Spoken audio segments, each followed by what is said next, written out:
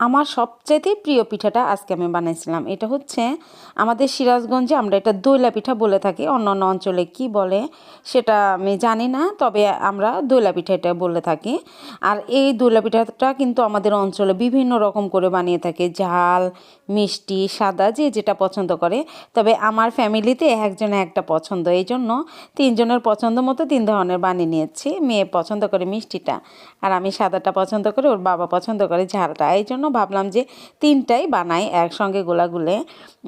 আর পিঠাগুলো এত সফট, এত নরম হয়, একদম পারফেক্ট মেজারমেন্ট সহ তোমাদের এই পিঠাটা করে দেখাবো। যারা পারো তারা তো পারো, যারা না পারো তারা রেসিপিটা দেখে বানাতে পারো।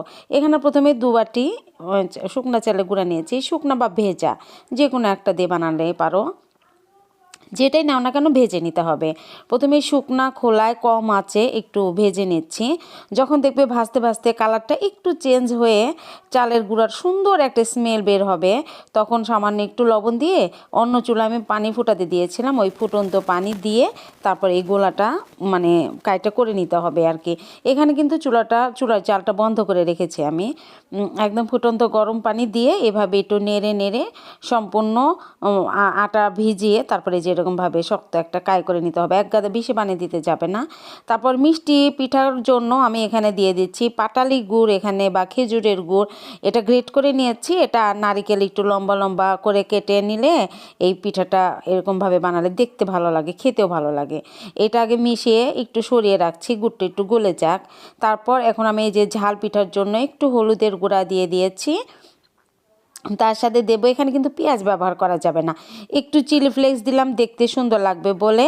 তার সাথে দিয়েছি ধনা পাতা বা আমাদের সিরাজগঞ্জে শোলা পাতা পাওয়া যায়, যে কোনো একটা দিয়ে বানানো যেতে পারে। তারপর লবণ দিয়ে এটা মেখে নিয়েছি, আর সাদাটা তো কিছুই দেইনি, মানে ওই রকম অবস্থায় আছে। তো 3টা গোলা থেকে এবার দেখো যে একটু হাতের তালুতে মসৃণ করে নিয়ে তারপরে যে এরকমভাবে বানাবে। দেখো এই যে সুন্দর করে এরকমভাবে দুপাশে একটু চোখা টাইপ করে যে এরকম করে সবগুলো আমি বানিয়ে নিয়েছি 2-3টা ডিজাইন করে, দেখতে ভালো লাগবে বলে। যে কোনোভাবে তোমরা এই দইলা পিঠাটা বানাতে পারো।